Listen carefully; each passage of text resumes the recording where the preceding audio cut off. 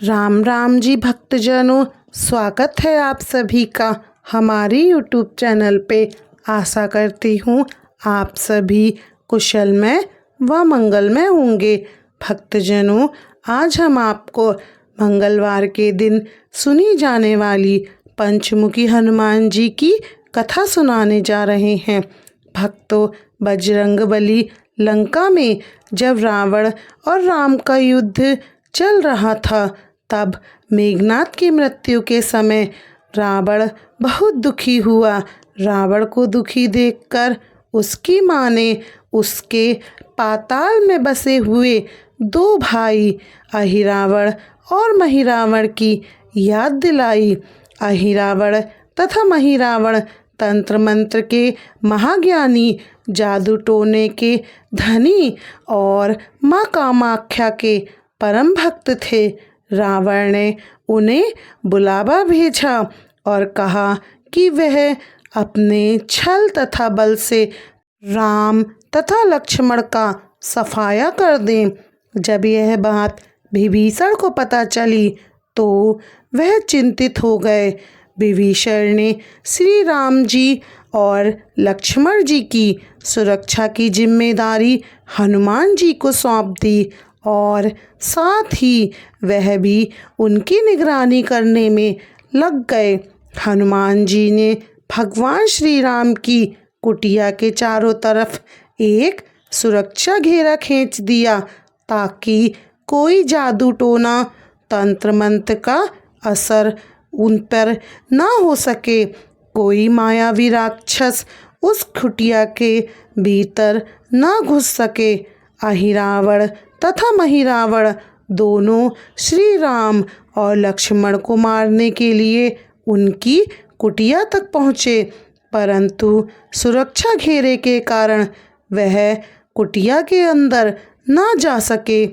ऐसे में महिरावण विभीषण का रूप धारण करके कुटिया के अंदर घुस गया और श्री राम जी और लक्ष्मण जी गहरी नींद में सो रहे थे, तो दोनों राक्षसों ने बिना किसी आहट के श्री राम जी और लक्ष्मण जी को उठाया और उन्हें लेकर पाताल की ओर चल दिए। कुछ देर बाद ही विभीषण को आभास हो गया कि कोई अनहोनी हुई है। फिर विभीषण ने कुटिया में जाकर देखा तो वहाँ पाया कि श्री राम जी और लक्ष्मण जी वहाँ नहीं थे। उन्हें दोनों भाइयों की चिंता सताने लगी। तब विभीषण जी ने हनुमान जी को महिरावण के बारे में बताते हुए कहा कि वह उसका पीछा करें। लंका में अपने वास्तविक रूप में घूमना उचित न समझ कर हनुमान जी ने पक्षी का रूप धारण कर लिया और निशुंकुला नगर में पहुंच गए। वहां पर हनुमान जी ने कबूतर और कबूतरी को आपस में बातें करते हुए सुना। कबूतर कह रहा था कि अब रावण की जीत पक्की है। अहिरावण और महिरावण दोनों राम और लक्ष्मण की बड़ी चढ़ा देंगे। अब तो युद्ध भी खत्म हो जाएगा। कबूतरों की बात सुनकर बजरंगबली को पता चल गया कि दोनों राक्षस राम और लक्ष्मण को सोते हुए उठाकर कामाक्षी देवी को बलि चढ़ाने के लिए पाताल लोक ले गए हैं। हनुमान जी हवा की गति से पाताल की ओर चल पड़े और तुरंत ही पाताल लोक पहुंच गए। हनुमान जी को प्रवेश द्वार पर एक अद्भुत पहरेदार मिला, जिसका आधा शरीर बानर का और आधा शरीर मछली का था। उसने हनुमान जी को पाताल में प्रवेश करने से रोक दिया। उसने कहा, मुझे बिना परास्त किए तुम भीतर नहीं जा सकते हो। तभी हनुमान जी का और उस पहरेदार का भीषण युद्ध हुआ। हनुमान जी की आशा के विपरीत वह बड़ा ही बलशाली और कुशल योद्धा निकला। दोनों में भयंकर युद्ध हुआ, परंतु विजय तो होनी आखिर हनुमान जी की ही थी। तो हनुमान जी ने उसे हरा दिया, परंतु हनुमान जी उस द्वारपाल की प्रशंसा करे बिना नहीं रह सके। हनुमान जी ने उसे पूछा कि तुम कौन हो? तब उस वीर द्वारपाल ने उत्तर दिया, मैं हनुमान जी का पुत्र हूँ और मेरा नाम मकरध्वज है। हनुमान जी ने जब यह सुना तो वे बड़े आश्चर्य में पड़ गए। तब मकरध्वज ने कहा, लंका दहन के बाद हनुमान जी समुद्र में आग बुझाने के लिए पहुँचे। उनके शरीर से पसीने के रूप में तेज गिरा। उस समय मेरी माँ आहार के लिए मुंह खुला हुआ रखी थी। तभी ही हनुमान जी का तेज मेरी माता जी के मुख में चला गया और वे गर्भवती हो गईं। उसी से ही मेरा जन्म हुआ है। तब हनुमान जी ने जब यह बात सुनी तो उन्होंने मकरध्वज को बताया कि मैं ही हनुमान हूँ। मकरध्वज ने हनुमान जी के चरण स्पर्श किए और हनुमान जी ने अपने पुत्र को गले लगा लिया और वहाँ आने का कारण बताया। उन्होंने अपने पुत्र से कहा कि अपने पिता के स्वामी की रक्षा करने में तुम मेरी सहायता करो। मकरध्वज हनुमान जी को कहने लगा कि कुछ ही देर में राक्षस अहिरावण और महिरावण बलि लेने के लिए आने वाले हैं। बेहतर होगा यदि आप रूप बदलकर कामाक्षी देवी के मंदिर में जाकर बैठ जाएं। तभी हनुमान जी ने एक मधुमक्खी का भेष धरा और माँ कामाख्या के मंदिर में घुस गए। वहाँ उन्होंने माँ कामाक्षी को नमस्कार किया और उनकी सफलता की कामना की। उन्होंने कामाक्षी देवी से पूछा, हे माँ, क्या आप वास्तव में श्री राम जी और लक्ष्मण जी की बलि चाहती हैं? तभी हनुमान जी के प्रश्न पर माँ कामाक्षी ने कहा, नहीं पुत्र, मैं तो इन दुष्ट अहिरावण और महिरावण की बलि चाहती हूँ। ये दोनों मेरे बहुत बड़े भक्त होने के साथ साथ अधर्मी और अत्याचारी भी हैं। भक्त, आप पूरी निष्ठा के साथ प्रयत्न करो, आपको सफलता जरूर मिलेगी। मेरा आशीर्वाद आपके साथ है। उस मंदिर में अलग अलग दिशाओं में 5 दीपक जल रहे थे। तब माँ कामाक्षी ने ये कहा, यह दीपक अहिरावण मेरी प्रसन्नता के लिए जलाता है। जिस दिन यह दीपक एक साथ बुझेंगे उस दिन अहिरावण का अंत सुनिश्चित है। और इस बीच गाजे बाजे का शोर होने लगा। तभी राक्षस बलि चढ़ाने के लिए आ रहे थे। हनुमान जी ने देखा कि राक्षस अपनी पूरी सेना के साथ श्री राम जी और लक्ष्मण जी की बलि चढ़ाने के लिए मंदिर में आ रहे हैं। इसी बीच हनुमान जी ने माँ कामाख्या का रूप धारण करके अहिरावण और महिरावण से कहा, मैं कामाक्षी देवी हूँ। मेरी इच्छा है आज तुम दोनों मेरी पूजा झरोके से करो। तभी माता के कहे अनुसार उनकी पूजा अर्चना झरोकों से शुरू कर दी और ढेरों चढ़ावा झरोकों से चढ़ाया गया। अंत में बलि के रूप में राम लक्ष्मण जी को भी झरोके से डाल दिया गया। वे दोनों बेहोश थे। हनुमान जी ने तुरंत ही श्री राम जी और लक्ष्मण जी को बंधन से मुक्त किया। अब पाताल लोक से निकलने की बारी थी, पर उससे पहले माँ कामाख्या के सामने अहिरावण और महिरावण दोनों भाइयों की बलि देकर माता की इच्छा पूरी करने की बारी थी।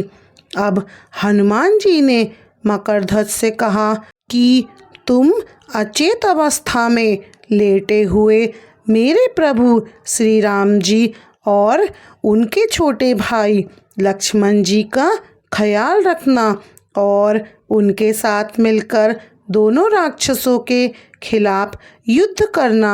पर यह युद्ध आसान नहीं था। अहिरावण और महिरावण बड़ी ही मुश्किल से मर रहे थे, परंतु फिर से वे 5 रूप में जिंदा हो रहे थे।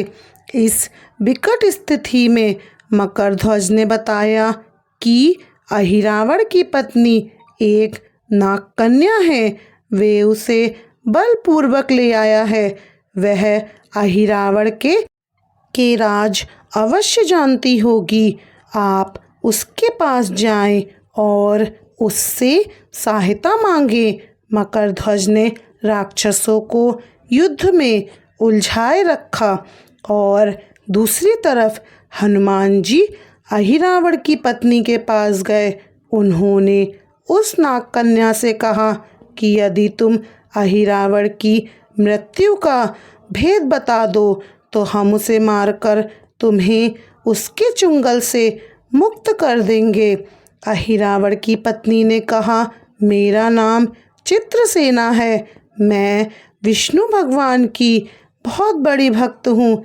अहिरावण ने मुझे अपहरण कर यहाँ कैद किया हुआ है, लेकिन मैं अहिरावण का मृत्यु का भेद तभी बताऊंगी जब आप मेरी इच्छा पूरी करेंगे।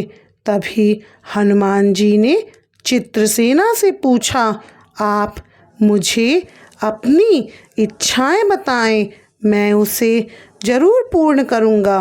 तब चित्रसेना बोली, दुर्भाग्य से अहिरावण जैसे असुर ने मुझे हर लिया है। मैं अपने दुर्भाग्य को सौभाग्य में बदलना चाहती हूँ। आप मेरा विवाह प्रभु श्री राम से करवाने का वचन दें तो मैं अहिरावण के वध का रहस्य बताऊंगी। हनुमान जी सोच में पड़ गए कि श्री राम जी तो एक ही पत्नी व्रत लिए हैं, वे अपनी पत्नी सीता को मुक्त कराने के लिए ही तो ये युद्ध कर रहे हैं। वह किसी और से विवाह करने की बात नहीं करेंगे। मैं उनसे बिना आज्ञा मांगे इन्हें यह वचन कैसे दे सकता हूँ।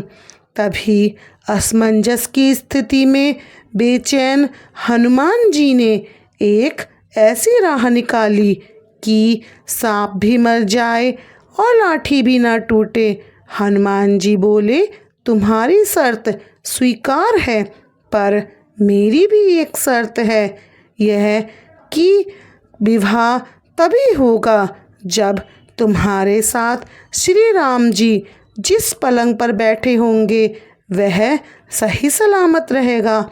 यदि वह पलंग टूट गया तो इससे मैं अपशगुन मानकर अपने वचन से पीछे हट जाऊंगा।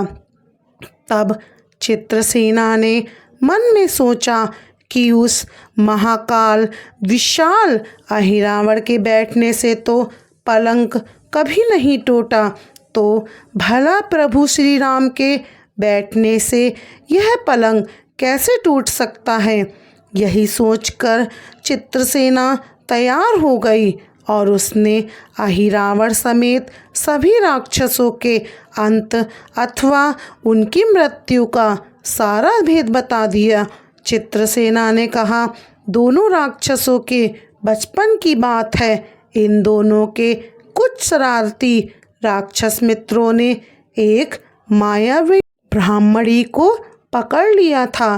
ब्राह्मणी की पूरी पीड़ा सुनकर ही दोनों अहिरावण और महिरावण भाइयों को उस पर दया आ गई और उन्होंने उस मायावी ब्राह्मणी को छुड़ा दिया।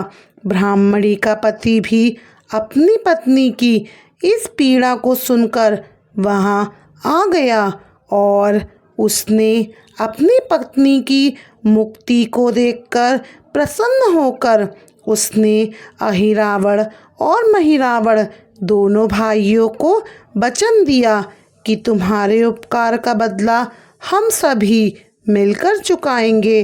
तभी से ये भंवरे अधिकतर उनके शयन कक्ष के पास रहते हैं। जब भी दोनों राक्षसों को जब कोई मारने का प्रयास करता है, तब ये भंवरे उनके मुंह में एक बूंद अमृत की डाल देते हैं। उस अमृत के कारण ही ये दोनों राक्षस मरकर भी जिंदा हो जाते हैं और इनके कई रूप उस अमृत के कारण हो जाते हैं। इन्हें जितनी बार भी जीवन दान दिया गया है, उनके उतने ही रूप बन जाते हैं। इसीलिए आपको पहले इन भंवरों को मारना होगा। तभी हनुमान जी ये राज जानकर वापस आ जाते हैं। तब तक मकरध्वज ने अहिरावण को युद्ध में उलझा रखा था। हनुमान जी ने भंवरों को खत्म करने का काम शुरू कर दिया था। आखिर वह सब भंवरे एक एक करके हनुमान जी के सामने कब तक टिकते। वे सब नष्ट हो चुके थे। जब सारे भंवरे खत्म हो गए थे तो एक ही भंवरा बच गया। वह हनुमान जी के चरणों में लोट लगाने लगा। उसने हनुमान जी से अपने प्राणों की रक्षा की याचना की। हनुमान जी का भी हृदय पसीज गया। उन्होंने उस भंवरे को क्षमा करते हुए एक काम सौंपा। हनुमान जी ने कहा कि मैं तुम्हें प्राण दान दूंगा, परंतु तुम्हें शीघ्र ही मेरा एक काम करना होगा। तभी हनुमान जी ने कहा, अहिरावण की पत्नी के पलंग की पाटी में घुसकर जल्दी से जल्दी उसे पूरी तरह से खोखला बना दो। वह भंवरा तत्काल ही चित्रसेना के पलंग की पाटी में घुस के उस स्थान को खोखला करने में लग गया। दूसरी तरफ अहिरावण और महिरावण को अपने चमत्कार के विलुप्त होने से बहुत हैरानी हुई। फिर भी उन्होंने वह युद्ध जारी रखा। भंवरों को तो हनुमान जी ने समाप्त कर दिया था, फिर भी हनुमान जी और मकरध्वज के हाथों अहिरावण और महिरावण का अंत नहीं हो पा रहा था। ये देखकर हनुमान जी को माँ कामाख्या देवी के वचन याद आए। देवी ने बताया था, अहिरावण की सिद्धि है, जब तक 5 दीपक एक साथ बुझ नहीं जाएंगे तब तक वे नए नए रूप धारण करने में असमर्थ नहीं होंगे और उनका वध नहीं हो सकेगा। तभी हनुमान जी ने एक साथ पंचमुखी रूप धारण किया और उत्तर दिशा में 12 मुख, दक्षिण दिशा में नरसिंह मुख, पश्चिमी में गरुड़ मुख, आकाश की ओर हेमगिरी मुख एवं पूर्व दिशा में हनुमान मुख। इसके बाद हनुमान जी ने अपने 5 मुख द्वारा एक साथ ही 5 दीपकों को बुझा दिया। अब उनके बार बार पैदा होने और लंबे समय तक जीवित रहने की आशंकाएं समाप्त हो गईं। अहिरावण और महिरावण युद्ध में धीरे धीरे परास्त होने लगे। हनुमान जी और मकरध्वज के हाथों शीघ्र ही दोनों राक्षस मारे गए। इसके बाद उन्होंने श्री राम और लक्ष्मण जी की मूर्छा दूर करने के उपाय किए और दोनों भाई होश में आ गए। चित्रसेना भी तब तक वहां पहुंच चुकी थी। हनुमान जी ने कहा, हे प्रभु, आप अहिरावण और महिरावण के छल से मुक्त हुए हैं। इसके लिए हमें इन नाग कन्या की मदद लेनी पड़ी। अहिरावण ने इसे बलपूर्वक उठा लिया था। यह नाग कन्या आपसे विवाह करना चाहती है। कृपया करके आप इसके साथ विवाह कर लें और अपने साथ इसे ले चलें। इसी से इसकी मुक्ति मिलेगी। तभी श्री राम जी हनुमान जी की बातों को सुनकर वो तो चकरा गए। इससे पहले कि वह कुछ कह पाते, हनुमान जी ने कहा, आपको तो मुक्तिदाता कहते हैं। अहिरावण को मारने का भेद भी इसी नाग कन्या ने बताया है। इसके बिना हम उसे मारकर आपको कैसे बचा पाते। हे कृपा निधान, इसे भी मुक्ति मिलनी चाहिए। हनुमान जी अपनी बातों को इतनी तेजी से कह रहे थे, वे सारे कार्य निरंतर करे जा रहे थे। इससे श्री राम जी और लक्ष्मण जी दोनों चिंता में पड़ गए। वे दोनों कुछ कहते कि हनुमान जी ने श्री राम जी की बाजू पकड़ ली और उन्हें चित्रसेना के सजे धजे पलंग पर बैठा दिया। जैसे ही श्री राम जी चित्रसेना के साथ उस पलंग पर बैठे, तभी पलंग की खोखली पाटी चरमराकर टूट गई।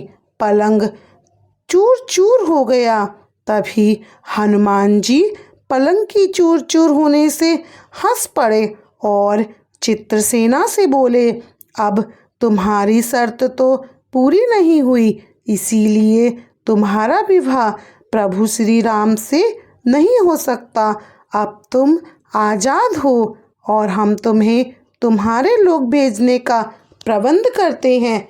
चित्रसेना समझ गई थी कि उसके साथ छल हुआ है।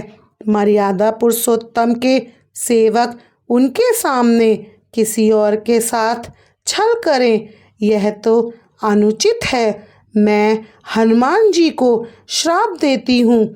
चित्रसेना हनुमान जी को श्राप देने ही वाली थी कि श्री राम जी का सम्मोहन भंग हो गया और वह पूरे नाटक को समझ गए थे। उन्होंने चित्रसेना को समझाया और कहा, चित्रसेना, मैं एक पत्नी धर्म से बंधे होने के कारण संकल्पित हूँ, इसीलिए हनुमान जी को यह करना पड़ा। तुम उन्हें क्षमा कर दो। परंतु क्रोधित चित्रसेना तो श्री राम जी से विवाह करने की जिद को पकड़े हुए ही बैठी थी। तभी श्री राम जी ने कहा, जब मैं द्वापर युग में श्री कृष्ण का अवतार लूँगा, तब तुम्हें सत्यभामा के रूप में अपनी पटरानी बनाऊंगा।